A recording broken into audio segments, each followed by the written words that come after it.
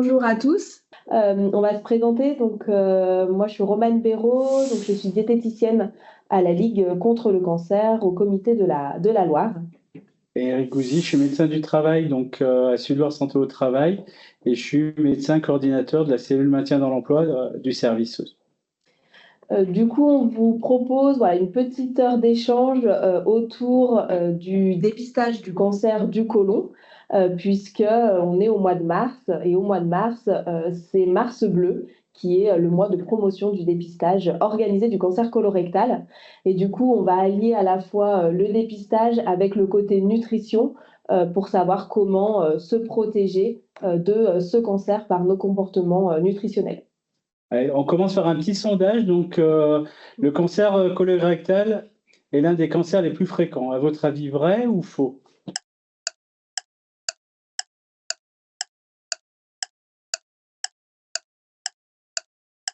Bon, tout le monde a dit que c'était vrai, c'est tout à fait ça. C'est vraiment un des cancers les plus fréquents. On va voir sur le slide suivant. Donc, c'est le troisième cancer le plus fréquent chez l'homme et le deuxième chez la femme. Donc, en fait, on se rend compte que il y a 47 000 nouveaux cas en 2023, donc un peu plus chez l'homme que chez la femme. Et surtout, et malheureusement, c'est une des causes de cancer les plus importants chez les hommes et chez les femmes. Parce que ce qu'il faut savoir, c'est que si on prend trop tard ce cancer, on a des risques importants de décès avec des complications très importantes et avec beaucoup de métastases. Donc en fait, ce qu'il faut savoir, alors les chiffres sont un peu anciens, mais ça a dû augmenter depuis, c'est qu'en 2017, le nombre de cancers sur l'année en cours du côlon était de 420 000 personnes en France, donc ce qui est énorme en fait. On va poser une deuxième petite question. Donc, à votre avis, le dépistage du cancer colorectal concerne les femmes et les hommes de plus de 50 ans, oui ou non?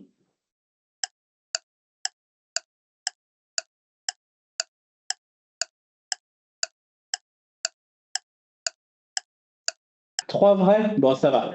Donc, tout le monde donc, bon, vous suivez, c'est parfait, donc c'est très bien. Donc, en fait, le dépistage est pour les hommes et les femmes de 50 à 74 ans. Donc, il est fait, en fait, tous les 2 ans.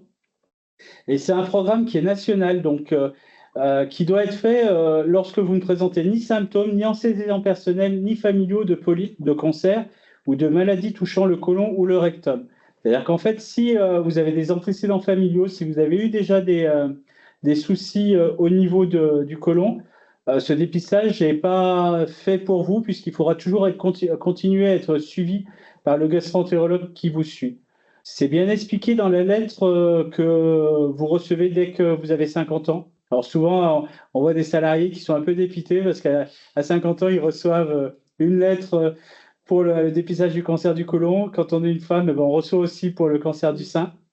Et c'est bien indiqué dans la lettre que si vous avez des antécédents, des symptômes ou des antécédents familiaux, il faut vraiment continuer à faire le suivi par votre gastro-entérologue.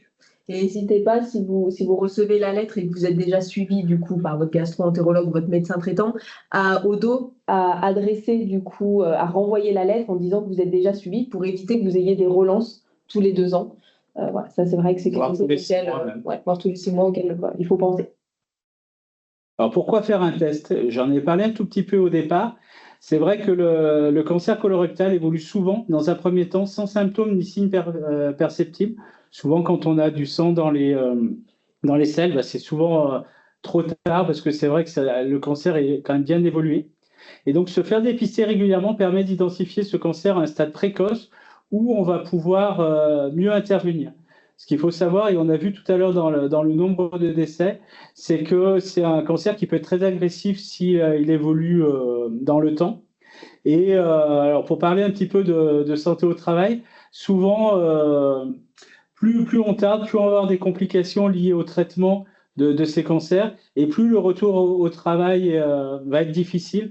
Et c'est vrai que plus on le prend précocement, et moins on aura de soucis pour reprendre le travail dans les meilleures conditions. Donc on va vous passer un film qui est sur Colomb Tour, donc sur le site de la Ligue contre le cancer pour bien comprendre comment évolue un polype par rapport à un cancer.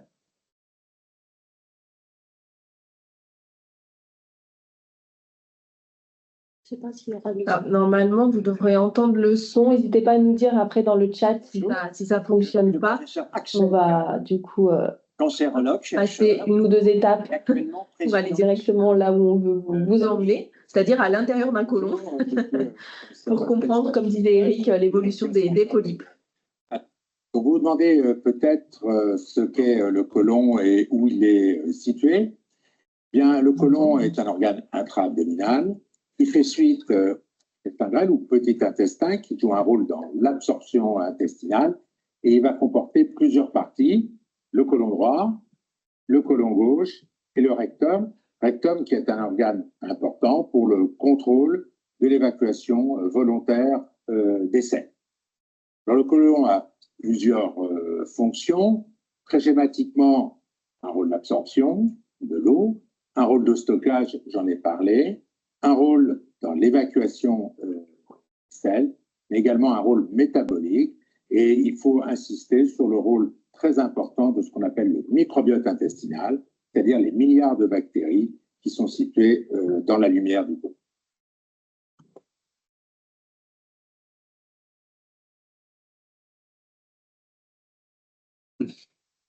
Les polypes sont très fréquents, il en existe plusieurs variétés. Les polypes pédiculés sont des polypes qui vont avoir une tête dans laquelle se trouve la partie dangereuse qui peut évoluer vers le cancer et un pied qui va servir pendant les endoscopies à les enlever, puisque le principe du traitement endoscopique des polypes pédiculés est de couper les polypes avec un lasso au niveau du pied. Alors, ce qu'il faut d'emblée remarquer, c'est que le risque de cancer dans cette variété de polypes est proportionnel à la taille. Plus on attend, plus le polype est grand, plus il y a un risque qu'un cancer soit associé à ce polype.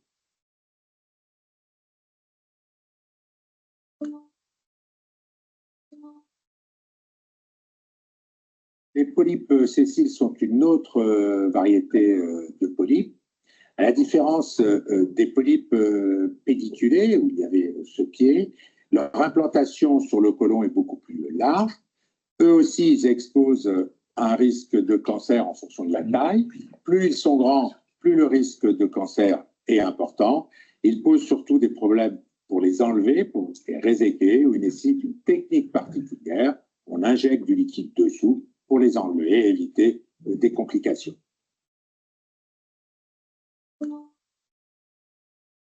Les polypes blancs sont une autre variété de polypes d'individualisation plus récente.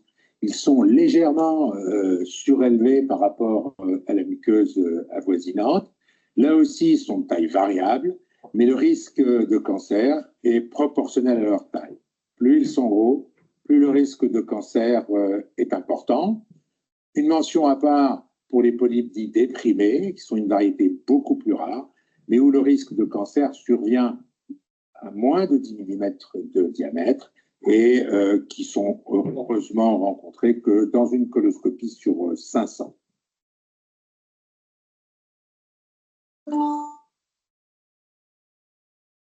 Donc les polypes cancéreux sont des polypes qui vont présenter des cellules cancéreuses à la surface. Il s'agit de la phase la plus précoce de l'évolution du polype vers le cancer et ils sont extrêmement importants parce qu'une partie de ces polypes peuvent être traités par endoscopie selon des critères très stricts, des critères des recommandations japonaises. Mais passé ce stade-là, le cancer va évoluer localement avec des tumeurs ulcérées qu'on ne pourra pas extirper ou enlever par endoscopie, et puis avec son risque à terme de métastase dans les ganglions ou à distance. Et ce qui est très important de voir, c'est que lorsque la maladie est localisée, eh bien, on peut guérir les patients.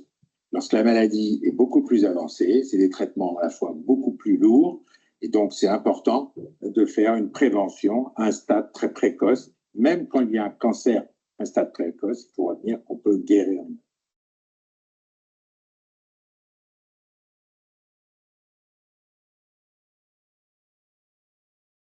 Alors pourquoi il est important de faire de la prévention du dépistage précoce du cancer colorectal?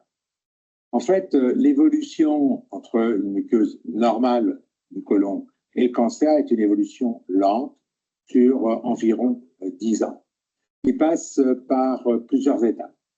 Première étape, c'est la survenue d'un petit polype, ce que nous avons vu précédemment, puis d'un polype à risque. Il faut savoir que sur 1000 polypes, 1000 petits polypes, seuls 20, si on prend les chiffres de l'INCa, vont aller vers des polypes à risque. Et sur ces 20 polypes à risque, un va évoluer vers le cancer colorectal. Et ce qui est très important de voir, c'est que cette période de 10 ans permet d'envisager des stratégies de dépistage et de prévention pour stopper cette évolution et enlever les polypes et surtout les polypes dits avancés qui sont ceux qui vont évoluer vers le cancer colorectal.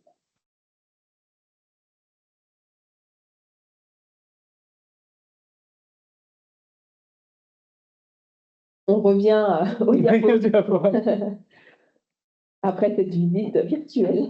Donc, comme ça a été dit, donc l'évolution est lente et donc on a le temps d'agir. C'est pour ça que c'est important de faire du dépistage, puisque, comme on le voit, donc le traitement de l'adénome, donc du petit polype, ben, ça va être fait par la coloscopie. Quand on est sur un stade un peu plus avancé, ben, ça sera de la chirurgie qui sera quand même beaucoup plus invasive. Et malheureusement, quand on arrive au stade de cancer colorectal, souvent après 10 ans d'évolution, ben, cette fois-ci, il y aura de la chirurgie, il va y avoir de la chimiothérapie, de la radiothérapie et des traitements beaucoup plus lourds pour pouvoir guérir du cancer. Donc, on est vraiment sur de la prévention et je pense que c'est indispensable de faire du dépistage. En fait, c'est un test qui est très, très facile, qui est beaucoup plus facile qu'avant, puisqu'en fait, donc, le test donc, est à passer tous les 2 ans. C'est un test immunologique. Quand vous le récupérez, donc vous pouvez le récupérer, on le verra tout à l'heure, ça peut être chez le médecin traitant, en pharmacie, ça peut être, on peut le commander. Et dans les nouveautés, on peut le récupérer au niveau du service de prévention de santé au travail, donc SLST à Saint-Étienne, lorsque les salariés passent les visites médicales. Et donc, en fait, sur le kit, il est composé de plusieurs fascicules, dont un qui explique très bien comment réaliser ce test. Donc, en fait, il faut le réaliser à n'importe quel jour, sauf les samedis et les veilles de jours fériés, puisqu'en fait, il faut vite l'envoyer rapidement par la poste. Donc, les résultats du test, en fait, on se rend compte qu'au niveau national, donc, il y a 96% de tests négatifs. Donc, en fait, à ce moment-là, le renouvellement est tous les 2 ans. Donc, une fois que vous êtes lancé dans le dépistage, vous recevrez toujours tous les 2 ans un courrier disant que vous devez de nouveau vous faire dépister et récupérer le kit. Et quand c'est positif, donc il y a à peu près 4% des tests qui sont positifs, ça va engendrer une coloscopie. Dans 50% des cas, elle est normale. Ça peut être soit un faux positif, soit ça peut être un hémorroïde qui a saigné à un moment et qui ne saigne plus. Et donc à ce moment-là, il faudra renouveler le test de dépistage 5 ans plus tard. Et par contre, s'il y a une lésion détectée, donc en fait, on se rend compte qu'il y a 30 à 40% de polypes et 8% de cancer qu'on diagnostique donc suite à un test positif. Et donc, en fait, la prise en charge en fait, va être faite par les gastro-entérologues et on n'a plus besoin de faire un test tous les 2 ans, puisqu'après, ça sera le gastro-entérologue qui fera les coloscopies de façon régulière. Allez, un petit sondage, mais je crois que j'ai déjà répondu à la question. Où puis-je récupérer mon kit de dépistage de cancer colorectal? Donc, voilà, on va quand même le faire.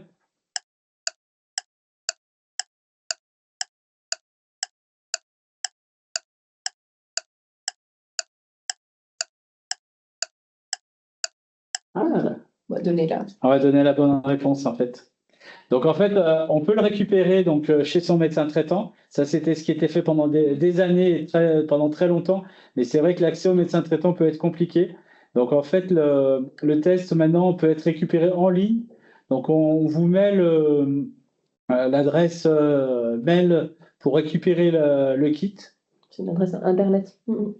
Ça peut être récupéré en pharmacie. Et nouveauté depuis hier d'ailleurs, ça peut être récupéré au niveau de SLST, au niveau du service de prévention et de santé au travail. Lorsque vous passez la visite médicale, les infirmières de santé au travail et les médecins du travail pourront vous proposer ce test et de récupérer le kit. Donc, en résumé, donc, le dépistage, c'est donc la recherche de sang dans les selles invisibles à l'œil nu. Donc, on peut utiliser donc, cette lettre d'invitation reçue donc, chez le médecin traitant, le pharmacien et en ligne. Et il faut réaliser soi-même le test de prélèvement des selles tous les 2 ans, dès 50 ans et jusqu'à 74 ans. Donc, si le test est positif, donc la coloscopie est préconisée. Et ce que j'ai dit depuis le début et qui est vraiment indispensable, c'est vraiment de prévenir et que ça soit le plus tôt possible, parce que plus on détecte un cancer du côlon à un stade peu avancé, et plus ça permet de soigner facilement, de ne pas avoir de délabrement, de ne pas avoir de séquelles, et de pouvoir guérir au mieux. Donc ce qu'il faut savoir, c'est que dans 9 cas sur 10, on guérit du cancer du côlon, mais que dans 10% des cas, c'est la galère et ça peut être très, très invalidant. Allez, on change un peu là. Tu as voulu enchaîner. J'ai voulu enchaîner, mais non. Alors, après avoir parlé des modalités du dépistage, qui est du coup fortement conseillé, on peut, de par nos comportements nutritionnels, notamment prévenir notre risque de cancer. Donc, je vous l'avais dit en introduction, donc pareil, j'avais donné la réponse, mais le cancer colorectal pourrait être évité par nos comportements nutritionnels, c'est vrai. On va en parler du coup ensemble. Donc, il y a certaines familles d'aliments qui vont jouer plutôt un rôle protecteur du cancer du côlon. Et à l'inverse, il y a d'autres familles, d'autres aliments qui vont plutôt jouer des facteurs de risque. Donc, il faudra essayer de réduire et de limiter au quotidien. Alors, un petit sondage, là, cette fois, je ne vais pas vous donner la réponse. Il faut savoir que la viande rouge et la charcuterie augmentent notre risque de cancer du côlon. Donc, ça, c'est prouvé scientifiquement.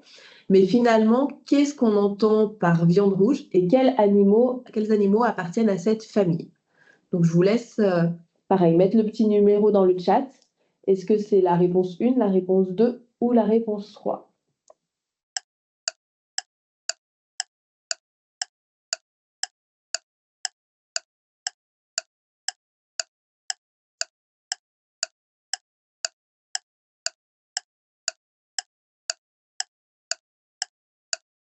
Donc, ce n'est pas la une, parce que dans la une, on a le canard. Et le canard, même si c'est de couleur rouge, visuellement, c'est une volaille. Ce n'est pas la 2 non plus, parce que dans la 2, on a le lapin. Et le lapin est considéré comme une viande blanche, comme les volailles d'ailleurs. Et ça va être la réponse 3. Donc, c'est le bœuf, le veau, l'agneau, le mouton, le porc et le cheval, qu'on appelle famille des viandes rouges, que ça soit cru ou cuit, peu importe. Par contre, ça ne diminue pas le risque. Il y a une petite erreur dans l'image, ça augmente le risque de cancer du côlon. C'est un facteur de risque plus que prouvé qui augmente notre risque de cancer colorectal. Les recommandations vont être de réduire la consommation de viande rouge et de charcuterie à moins de 500 grammes par semaine. Alors, qu'est-ce que ça représente 500 grammes par semaine? C'est à peu près moins de 4 fois dans la semaine. Sachant qu'une portion de viande, c'est équivalent à peu près 125 grammes, l'équivalent d'un steak. Donc, il faudra essayer de consommer moins de 4 fois dans la semaine, de l'équivalent de 125 grammes x 4. Et de réduire également la charcuterie. Quels conseils on peut faire? Quelle alternative on peut trouver? On en mange, c'est pas interdit, mais essayez de varier avec les autres sources de protéines. Donc, on vous avait mis les œufs, le poisson, toutes les volailles, donc canard, le poulet, la dinde, etc. Donc, tout ce qui a des ailes, le lapin également. Et puis, vous pouvez des fois faire des alternatives, légumes secs et céréales pour associer ensemble. Ça peut remplacer de temps en temps les protéines animales. Légumes secs plus céréales si on les mange ensemble. La charcuterie, c'est moins de 150 grammes par semaine. Pour vous donner une ordre d'idée, une tranche de jambon blanc classique, on va dire, ça fait déjà 50 grammes. 45-50 grammes. Donc, on voit qu'au quotidien, dans la semaine, on peut y être assez vite aux 500 grammes et aux 150 grammes de charcuterie. L'alcool est le deuxième facteur de risque de cancer tout confondu après le tabac, et il va quand même intervenir, et un facteur de risque quand même important du cancer du côlon. Il représente plus de vers 7000 nouveaux cas de cancer par an. Qu'est-ce qu'on entend par alcool? C'est l'éthanol. Donc, dans tout type d'alcool, que je consomme de la bière, du champagne, du vin, du rosé, du whisky, un alcool encore plus fort ou un alcool plus doux, peu importe, finalement, ils sont tous équivalents puisqu'ils contiennent tous de l'éthanol. Et c'est la molécule d'éthanol qui va venir interagir au niveau de notre ADN, au niveau de nos cellules, et qui peut provoquer des cancers, et pas uniquement, d'ailleurs, vous le voyez sur la slide, pas uniquement des cancers du côlon. Les recommandations de l'alcool vont être que de réduire fortement notre consommation, voire de ne pas en consommer du tout. L'OMS, l'Organisation mondiale de la santé, tient un discours plutôt un peu différent. Pour votre santé, c'est maximum 2 verres par jour et pas tous les jours. Donc, c'est de veiller aussi à avoir des jours sans consommation d'alcool et de réduire le plus possible et de penser à d'autres alternatives comme de temps en temps des jus de fruits ou des cocktails aussi sans alcool qui peuvent être sympas à faire. Donc, facteur de risque plutôt viande rouge et alcool au niveau nutritionnel. À l'inverse, parmi les facteurs protecteurs, c'est-à-dire ceux qui vont jouer un rôle dans la prévention du cancer du côlon, les fibres sont reconnues comme facteurs protecteurs. Alors pareil, dans le chat, je vous invite à indiquer pour vous quels aliments contiennent ou sont riches en fibres. S'il y en a certains qui veulent nous indiquer où est-ce qu'on trouve des fibres. C'est pas simple. C'est pas simple, c'est dur. Là, il n'y avait pas de sondage.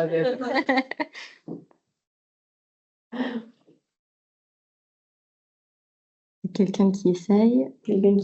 Haricots. Dans les haricots? Oui.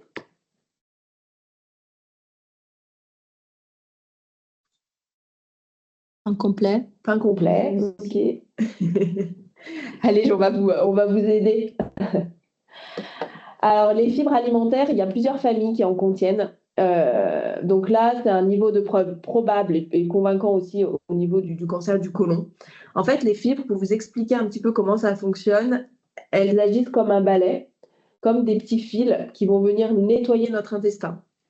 Donc, en nettoyant notre intestin, ça va nous protéger des cancers du côlon parce que ça va éliminer toutes les substances potentiellement cancérigènes ou pas très saines de notre organisme à l'extérieur. Ça facilite en fait l'évacuation des selles. Donc, c'est notamment pour ça que ça a un rôle protecteur du cancer du côlon. On en retrouve. Alors, il y avait les haricots, je pense que c'était haricots verts ou haricots rouges, je ne sais pas la personne qui a indiqué. Donc, on va dire haricots verts. Donc, les haricots verts, ce sont des légumes. Tous les fruits et tous les légumes contiennent des fibres. Il y en a qui contiennent des fibres plus facilement digestes que d'autres. Ce n'est pas la même typologie de fibres, mais globalement, ils en contiennent tous, d'où les recommandations qui sont de 5 portions de fruits et de légumes par jour et d'essayer d'en manger le plus possible, notamment par rapport vis-à-vis des légumes. Les fruits, par contre, on se restreint un petit peu à 2, voire 3 fruits dans la journée. Petit aparté, par contre, sur les compotes, notamment par rapport aux fruits, tout ce qui est mixé, donc compote, purée, contient très peu de fibres. Parce qu'on a mixé, on a cuit, et donc on a cassé une grosse partie des fibres, d'où l'importance de varier les différentes formes où on consomme les fruits et légumes, à la fois crus, cuits aussi, mais pas uniquement tout le temps qu'en purée ou mixé, parce que ça n'a pas le même impact au niveau du système digestif.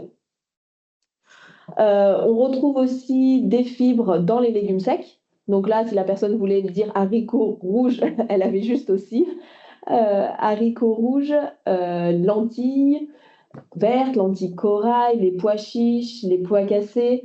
Voilà, il y a plein de légumes secs qui existent. On n'en consomme pas suffisamment et les recommandations, ce serait de tendre vers au moins 2 fois par semaine. Vous pouvez les manger aussi sous différentes formes. Ils contiennent plein de fibres. Vous pouvez les manger en houmous, vous pouvez les intégrer dans des plats, dans des salades. Vous pouvez mettre des pois chiches, par exemple, dans une salade. Là, il va y avoir l'été qui va bientôt arriver. Vous pouvez faire une salade composée et les mettre à l'intérieur des pois chiches, des salades de lentilles, des houmous, donc du pois chiche mixé, tremper des bâtonnets de carottes ou des morceaux de chou-fleur, des petits graissins pour le côté apéro plus sympa. Mais aujourd'hui, sur Internet ou sur des livres de recettes, on trouve beaucoup d'idées autour des légumes secs. Donc c'est un peu notre allié santé qu'il faut essayer d'introduire un peu plus régulièrement. Et puis, il y avait une personne qui avait mis du pain complet, donc c'est une bonne source aussi de fibres. Toutes les céréales semi-complètes et complètes, donc le riz semi-complet, le riz complet, les pâtes semi-complètes, la semoule complète, le pain aux céréales, le pain de seigle, toutes ces céréales, tous ces féculents qui vont être finalement pas raffinés et qui vont contenir plus de fibres et qu'il faudrait intégrer aussi au moins une fois par jour. Donc ça peut être le matin au petit-déj, je prends du pain complet ou des biscottes par exemple aussi céréales. À midi, je peux manger par exemple, je me fais de la semoule complète. Voilà, essayez de veiller à en avoir au moins une fois par jour pour intégrer, apporter un peu plus de fibres dans notre alimentation. Un autre facteur protecteur du cancer du côlon, ce sont les produits laitiers. Alors derrière le terme produit laitier, on met beaucoup de choses, mais finalement, quelle est la vraie liste qui correspond vraiment aux produits laitiers? Est-ce que c'est la 1, est-ce que c'est la 2 ou est-ce que c'est la 3?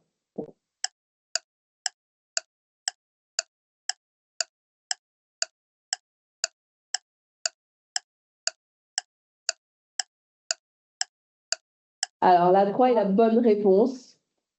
La première va être fausse parce qu'on a la crème et la deuxième va être fausse parce qu'on a le beurre. La crème et le beurre, donc, ce sont des matières grasses et non des produits laitiers. Donc, parmi les produits laitiers, on englobe tous les yaourts, plutôt les yaourts nature, les fromages blancs, les petits suisses, les un peu tendance à la mode, les skyrs, enfin voilà, toutes ces choses, mais plutôt nature. Tous les fromages, le lait, bien sûr, les faisselles, voilà. Et à privilégier plutôt nature. Tout le reste, tout ce qui est aux fruits, tout ce qui est un peu enrichi avec de la crème, très onctueux, etc., c'est plutôt des spécialités laitières et on sort un petit peu du produit laitier initial qui sont les fromages, les yaourts et le lait. Les produits laitiers protecteurs du cancer du côlon, ça a été prouvé aussi de par leur richesse en calcium qui vont venir interagir au niveau cellulaire. Les recommandations, ça serait pour un adulte de 2 produits laitiers par jour. 2 produits laitiers, c'est un yaourt, un verre de lait par exemple, un morceau de fromage, un yaourt, une faisselle, 2 petits suisses. Souvent, on a tendance à plus en consommer parce qu'on va en intégrer aussi dans des préparations. Je vais en mettre dans un gratin, je vais mettre du lait, je vais mettre du gruyère, je vais faire une béchamel, je vais faire une salade composée, pareil, je rajoute des petits morceaux de fromage.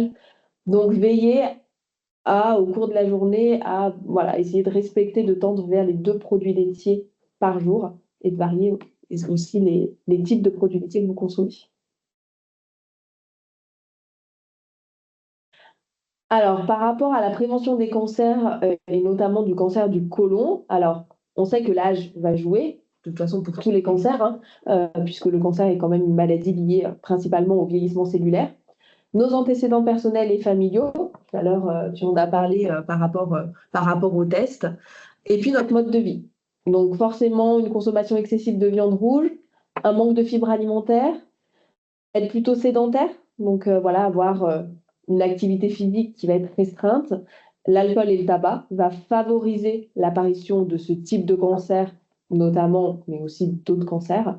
Et à l'inverse, du coup, on va conseiller d'essayer de modifier un petit peu ses habitudes nutritionnelles. Donc, faire attention à sa consommation d'alcool, être vigilant par rapport au surpoids et à l'obésité, qui est aussi le 3e facteur de risque de cancer évitable. Le tabac, on va faire que vous conseiller de réduire, de tendre vers un arrêt. D'avoir une activité physique plus régulière et plus fréquente et qui dure dans le temps. Et d'essayer de tendre vers plus de légumes, plus de céréales complètes. Pensez à consommer aussi des fruits et des fruits frais et pas uniquement que sous format compote, parce que c'est aussi des fois la facilité. Et puis de varier aussi nos sources de protéines pour réduire un petit peu notre consommation de viande rouge. Et puis de réaliser, alors pas le dépistage, mais le dépistage organisé, une petite faute de frappe, pour voilà, quand on est concerné à partir de 50 ans. Et pour en savoir plus, voilà, on vous avait mis quelques liens. Donc le e-cancer qui permet de reprendre un petit peu les modalités du dépistage. Le Colon Tour, c'est du coup la petite démo qu'on vous a montrée, où il y a plein d'autres aussi jeux interactifs que vous pouvez aller voir et pour avoir d'autres infos. Et puis pour prévenir notre risque de cancer, un petit peu ce qu'on a dit au cours de ce webinaire. Et puis le test qui est de nouveau en photo. Donc, je ne sais pas si vous avez des questions. Moi, peut-être, j'en ai une. Par exemple, la consommation de viande des grisons. Oui. Dans le régime, elle la conseille souvent parce que c'est une charcuterie un peu moins grasse. Ça reste mais ça reste du coup.